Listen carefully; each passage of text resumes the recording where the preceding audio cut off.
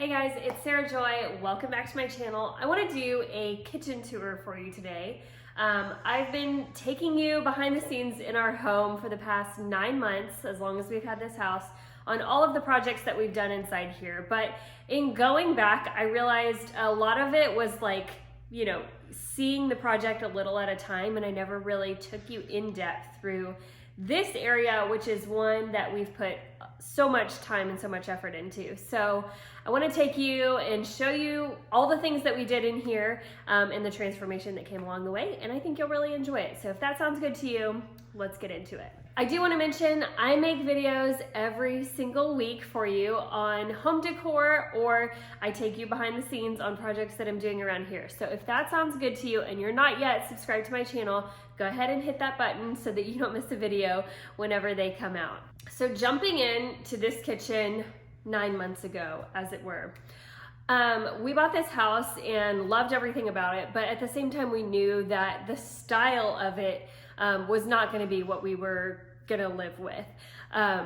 There were things that we wanted to put our own touch on, and we could just see the potential right away in this house, and that's one of the things that just stood out to us among it. But when we first saw this kitchen, I want to take you back and describe it to you the way that I remember seeing it for the first time.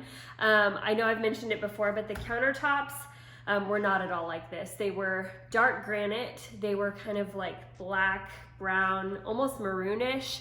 And I say this a lot also, but like the house was very beige. All the walls were beige, the floor was beige, and it kind of had just like a gold tint to it.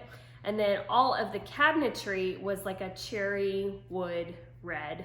And so just, I guess there was also like some different light bulbs in the ceiling and stuff. So the whole kitchen, although we have some big windows on the other side, it just felt pretty dark. And I thought we could kind of liven it up in here. So the very first thing that we did was paint the walls white. The white that we have on the walls is called Bohemian Lace by Sherwin-Williams. The second thing that we did, I didn't even expect to take this project on so soon. We knew that this was something that we wanted to do eventually, but the second thing that we did was replacing the countertops. That project just, you know, came together really quickly. So that was the second project that we took on. The third project was replacing the backsplash, and the fourth project was painting all of the cabinets and installing all of those. So having said all of that, we did a ton of work in here, and it is completely different, I would say, now. And the reason we put so much into it is we knew we would spend so much time in this space. You know, not everybody has the same priorities in their home. But we host a lot of people here. We cook pretty much every meal inside of our home, so we knew that the kitchen would be a really central part of our space, and it just needed to feel like us. So I look forward to showing you around here. So let's get into it and show you what it's like now. So first of all, I want to show you what the countertops are like that we picked out. So I actually went down to the slab yard, and you know, they have a bunch of different samples out there. This is a quartz. It is a Calcutta sort of quartz. That's what it's called. I don't know. You do what you need to with it. But I want you to see the veining on it. The reason I chose this veining, I've talked about this before, to not pick something super loud. And I know that the really big veining is in right now. And it is. Like the really, you know, exaggerated, thick, dark veining is in. But I wanted something that would just be like really, I don't know, classic and not too loud. So I picked out one that had pretty minimal veining, just a little bit. I thought it would look classy, kind of have like a marbly look. Overall, in the kitchen, my general inspiration was probably Paris. I just remember like walking down streets in Paris, and it seemed like all of the buildings were kind of like this color, you know, against the sky. And I just think they have like a really classic look to all of their stuff. Or I know all the subway stations have the really nice, you know, subway tile, and it's been like that for years and years. And then a lot of the bakeries that we went in had, you know, like marble countertops, and I just thought that was so classy. So I kind of wanted to do something that felt like that here, and so that was my first inspiration, I would say, with the color scheming and the picking of all the things. So that's how we got there. So one of my favorite things that we did In the apartment, I talked about this. If you watched my apartment tour video, we had this big like stainless steel farmhouse sink, and I said, once I've had one of those, I'm never going back. I need like a big farmhouse sink. So we actually got one. This is a fireplace sink, so it's not stainless steel, it's ceramic. And then this faucet that I actually got both the sink and the faucet on Amazon, if you can believe that. But Amazon is a crazy place.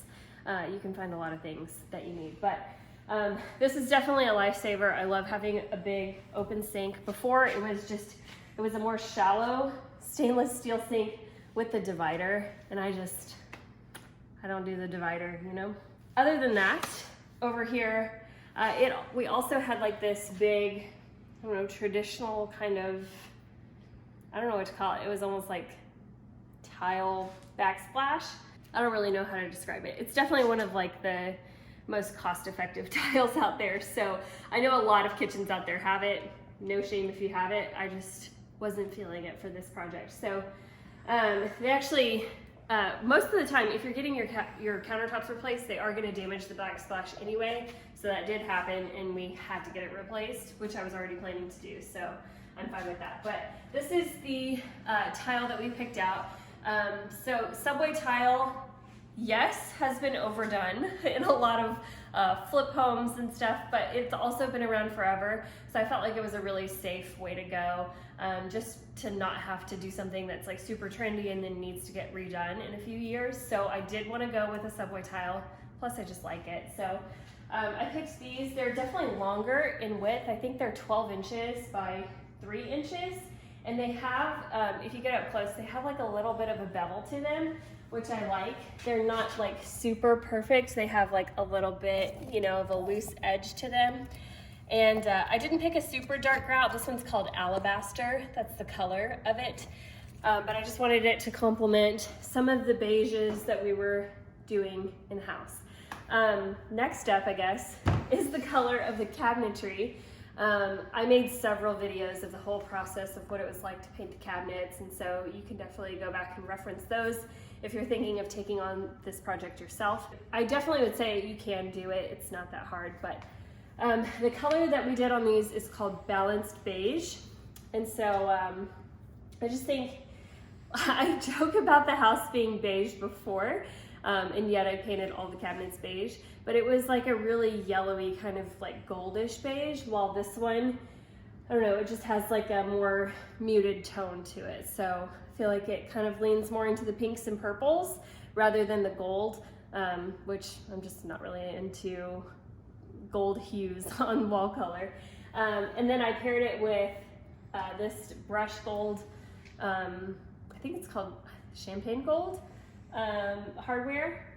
And like I said, these didn't have hardware before, which I don't quite understand how they didn't have hardware. They were also very loud cabinets. I've talked about that a lot, but when you would close the cabinets, they would just slam shut. Close so loud. I'm not slamming these. That's just a natural close. I'm barely opening it 3 inches. So putting on the soft close hinges whenever we reinstalled the cabinets, that's made my life much happier. So an open cabinet and a closing cabinet. It's just, it really makes my day. We kept the stove as is. It's the first time I've had a gas cooktop, so that's fun. We've cooked a lot on it, and it also has like a griddle in the middle, which I feel like has been fun. You can actually pop out like a griddle to put on top of it and then do burgers or whatever. Future project that we'll probably take on at some point, no promises. I kind of want to take this microwave out totally. One, we don't use the microwave. We don't want to use the microwave that much because it's radiation, you know. And I just think it's not that classy. So I would like to do just like a range hood up top. And I think it would be fun. So just, you know, taking this out and getting like a little bit of light. And I guess I would just have to tile like a couple inches above that, but just give it like a little more space, a little more breathing room. But that's a project for another day. Are we good? On to the other side of the kitchen. Here is, I guess, the other half of it. One project that I said I would take on eventually, which I still will, is probably filling this area in right here with another cabinet. because I don't see us using this as a home office desk. We have plenty of spaces inside the house to work, and the kitchen's not one of them. But I wanted to utilize this space to be like our coffee bar, because we are into the coffees. So I have our diffuser here, I have our electric kettle here, the Nespresso, and then the water filter. And it's been a nice area to have your little coffee prep station. I don't know, it's definitely been handy. And also another thing that I want to show you, I've got this little remote. This was like one of the easiest projects that I took on, and I would highly recommend everyone to do this if you don't have it yet. Underneath these cabinets is just this little simple strand of light. It's LED, it's kind of like just taped up there, and then it's plugged into the wall. So for this side, I didn't want to mess with like hardwiring them in, but I just found some ways to plug them in without being seen. So this one runs along here, and then it actually just plugs right in behind here. But I just covered it up with cutting board so you don't see it. So it is plugged into the wall. I don't have to worry about batteries or anything like that. But the difference that having light underneath your cabinets makes is transformational. And especially just in the morning when you come out here and there's like a little bit of light already, it's just so nice. But let me show you what it was like before. It's crazy to me. So full lights on in the kitchen, but no lights underneath the cabinets. That's the difference that it makes. So this is really nice to have, and then it also can be dimmed or brightened up. Anyway, it's like $15 on Amazon, so definitely you know what to do. Moving on, over here is our breakfast nook, I guess. We eat all the meals here when we don't have company, but I am just so grateful for the space to have not only one table, we have 2 tables now, which is amazing. Living in an apartment forever, eating dinner on the floor on the coffee table. I'm grateful to have a table, let's just say that. But I mentioned this before, this table was given to us, and it is just like a table that you probably have in your house or a relative's house. It was very common. It was like this light wood stain, and this style of chair, I don't know, so I think it's probably 80s, which is really nice. It's like a solid wood set, so I'm definitely thankful for it. But painting it matte black, I think, has been just a really nice touch. So that was a very easy project that we took on right in the beginning, to just paint that, and it's just a really nice little set. I love having a round table in here. Yeah, I think it's a lot of fun. All right, another project that I'm probably gonna take on in the future, I've just been deciding, you know, sometimes it takes some time, is getting a little curtain action over here. But I haven't decided what I wanted yet, so that is why we are still waiting, but it will happen. Over here, we actually just have a coat closet, which is pretty random to put it here. So I figured it needed like a little zhuzh around it, so I put up these shelves. First, I didn't really know how to make it look like, I don't know, I guess like cuter, but I feel like the shelves and like a little something there kind of did it too. And also, on the French note, if you've ever gone into like a, I don't know, like maybe La Madeleine, or I don't know, if you think of like Beauty and the Beast, I feel like you would see little trinkets like that, like the little baskets and the wheat and the old books and stuff. So that's another hint at the French theming in the kitchen. The last thing that I will mention is what I keep out on the countertops. I do like to see like little pops of color and little useful things around, but I don't like to keep too much on the counters. I feel like that's probably something that most of us could learn from, is to take some things off the counter and see, I don't know, it frees things up and you can really appreciate what's there. Especially, I feel like I notice my countertops and my backsplash so much more when I take more off of the counter. So they're pretty much freed up. I just keep out, you know, the utensils that I use every day, a couple cookbooks in the corner, and some flowers. Other than that, it's a lot more freed up. And I have another video where I show you how I kind of made more use out of my storage that's underneath the counters. I installed some sliding racks that really help me double down on my storage space. And it makes it really easy to like pull out a toaster and put it back in, or pull out a blender and put it back in without keeping it on the counter constantly, because that kind of adds to the visual clutter of a space, if you know what I mean. I do have one little space right over here by the fridge. The only appliance I keep out is the KitchenAid. I feel like it just fits in this nook really perfectly. So it stays out. I don't know. And it matches everything because it's white, so it stays.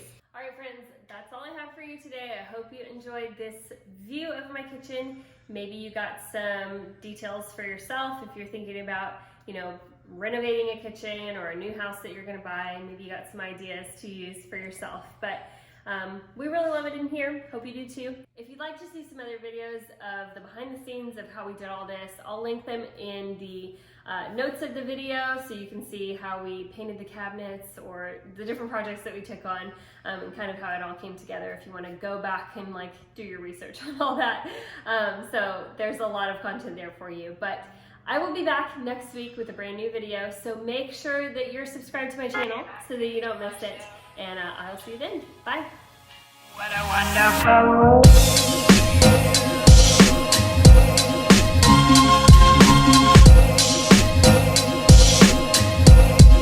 What a wonderful